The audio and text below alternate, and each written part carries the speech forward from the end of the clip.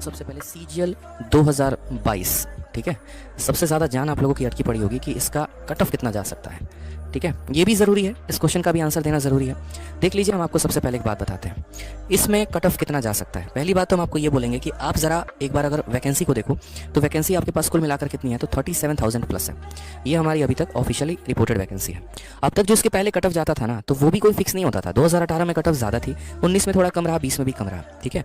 Cut off जो होता है वो कई सारे फैक्टर्स पर डिसाइड होता है। सबसे पहला फैक्टर आपका होता है वैकेंसी का, ठीक है। दूसरा मेरे भाई, कितने सारे लोगों ने फॉर्म को अप्लाई किया है और पेपर देने गए हैं उनका, ठीक है। और तीसरा जो होता है वो नॉर्मलाइजेशन पर भी होता है कि आपने जो नॉर्मलाइजेशन हुआ है वो किस हद तक नॉर्मलाइजेशन हुआ है। कहने का मतलब 2018 में इतना नॉर्मलाइजेशन हो गया था कि जो सबसे ज़्यादा टफेस्ट शिफ्ट था उसमें 50 नंबर दिए गए थे नॉर्मलाइजेशन में, ठीक है। जिसके कारण लोगों का जो मैक्सिमम स्कोर था वो 240 चला गया था प्री में, कितने में, तो 200 में। लेकिन वहीं 2019 की बात करें तो 2019 में जो हमारा एक तरीके से नॉर्मलाइजेशन हुआ ना, वो नॉर्मलाइजेशन थोड़ा फीका रहा, मतलब थोड़ा और कम रहा। यानी जो मैक्सिमम स्कोर था वो लगभग 202 या 210 के करीब में, मुझे एक्जैक्ट याद नहीं है, 200 में था। यानी नॉर्मलाइजेशन थोड़ा कम हुआ।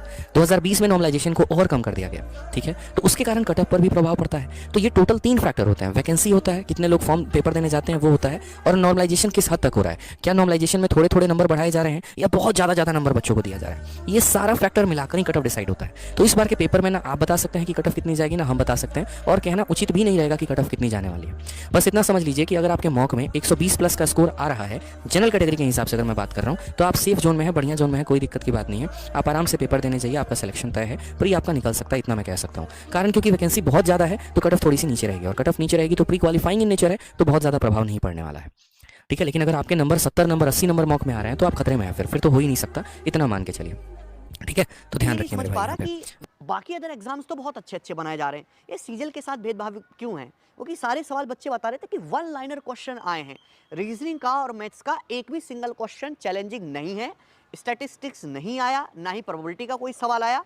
डाटा इंटरप्रिटेशन जिसको थोड़ा बहुत कैलकुलेटिव बनाने के चांस है उसमें भी नहीं पूछा गया है। बस ऐड करके पूछ लिया कि बताओ इनको एडिशन क्या होगा, ये इससे कितना % ज़्यादा है, भाई इन दोनों को जोड़ के इनका रेशियो क्या होगा, ऐसी छोटी छोटी बातें डीआई में पूछेगी। कंपाउंड टेस्ट का सवाल कैलकुलेटिव बनने की चांसेस हैं, वो भी बहुत सिंपल सा पूछा गया है। तो मैथ्स के सारे सवाल वन लाइनर हैं, मतलब कोई भी टीचर जो YouTube पे पढ़ा रहा है या अपनी ऑफलाइन क्लास में पढ़ा रहा है, हर टीचर ने उस टाइप का कंटेंट तो डिलीवर किया है ही। किसी भी बच्चे ने किसी भी टीचर के साथ अगर मन लगा के पढ़ा है तो इस टाइप के वो सारे क्वेश्चंस को कर सकता था। रही बात जीएस की, तो जीएस में पहले की तुलना में बहुत कठिन भी नहीं है और ना ही लेवल को बहुत ज़्यादा नीचे गिराया गया। जीएस जो है उसको मॉडरेट लेवल ही कहेंगे। साइंस के 4 से 5 क्वेश्चन आ रहे हैं, मुझे सारे स्टूडेंट्स ने ही कहा कि साइंस के 4-5 क्वेश्चन आ रहे हैं। करंट अफेयर के 5 से ज़्यादा क्वेश्चंस देखने को मिल रहे हैं दोस्त। ओवरऑल जो पेपर है वो इजी टू मॉडरेट लेवल का है। अब इसमें दिक्कत क्या होती है कि जैसे 35 लाख से ज़्यादा स्टूडेंट्स ने फॉर्म भरा, अटेंडेंस 40% ही जानी है, 15 से 17 लाख स्टूडेंट्स जो है वो अपीयर होंगे एग्जाम में। एसएससी कहेगी कि लगभग 10 से 15% क्वालिफाई करा जाए, तो लगभग 1.5 से 2 लाख स्टूडेंट क्वालिफाई करे जाएंगे। पेपर का लेवल आसान है, स्टूडेंट ज़्यादा क्वालिफाई करने, तो इससे आपके थोड़ी सी कट ऑफ बढ़ने के चांसेस हैं कि बच्चों का रॉ स्कोर ज़्यादा रहेगा। तो ओवरऑल पेपर इजी आया है, आपको अपना टाइम वेस्ट करने की कोई ज़रूरत नहीं है, कोई एनालिसिस की वीडियो या हवाड़ तबड़ में लास्ट मोमेंट पे आपको पढ़ने की कोई ज़रूरत नहीं। आप शांति से पेपर दे के आइए, जितना आपने पढ़ा है वो सफिशिएंट है।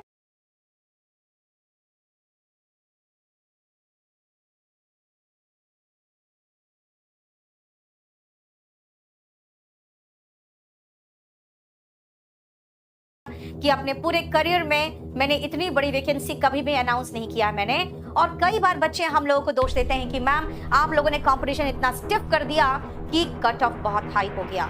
लेकिन बेटा आपको मैं बता दूं, कट ऑफ इसलिए हाई नहीं हुआ कि हम लोगों ने बहुत अच्छे से पढ़ाया बच्चों को और कंपटीशन बहुत हाई हो गया। कट ऑफ इसलिए हाई हुआ था क्योंकि वैकेंसीज कम हो गए, और वैकेंसी अगर कम होगा तो कट ऑफ हाई जाएगा ही, क्योंकि फिर अच्छे बच्चों का बहुत जो एकदम एक्सेप्शनल होते हैं उनका सिलेक्शन होता है और थोड़े जो मीडियोकर होते हैं वो रह जाते हैं। आपको मैं बता दूं 2013 में अगर कोई बच्चा कहता था मेरा 500 प्लस जा रहा है तो हम सीधा पूछते थे आपका फर्स्ट चॉइस क्या डाला है आपने, जो आपने फर्स्ट प्रेफरेंस डाला है आपका उसमें हो जाएगा।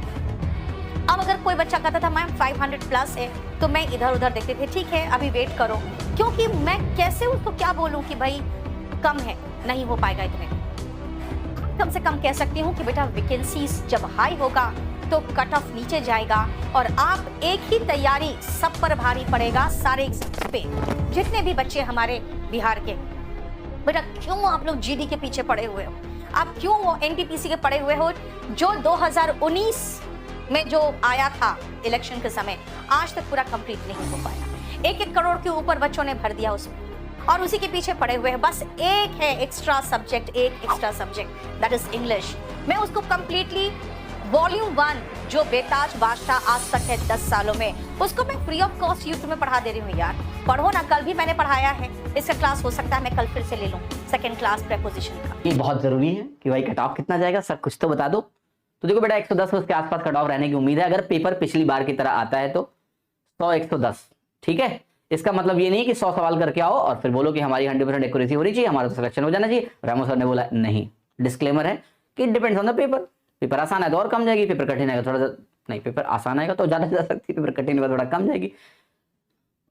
मार्क्स विल बी अराउंड 100-110 और क्या जाएगा इससे ज्यादा। अगर हम पिछले साल की बात करें उस तरह के पेपर आएंगे तो इतना बड़ा प्रेशर नहीं। I think 100-110 is not that big deal if you think like that. Don't think like that, tension ना लो, चिल करो थोड़ा सा, क्योंकि तुमको भी पता है कि कोई भी नंबर कोई भी बोल रहा है वो एजम्पशन के बेसिस पे बोल रहा है। Everyone is saying based on the assumptions. Paper तो किसी ने देखा ही नहीं है, तो तुम्हें भी ये चीज पता है। तो फालतू में टाइम वेस्ट मत करो कट ऑफ के चक्कर में।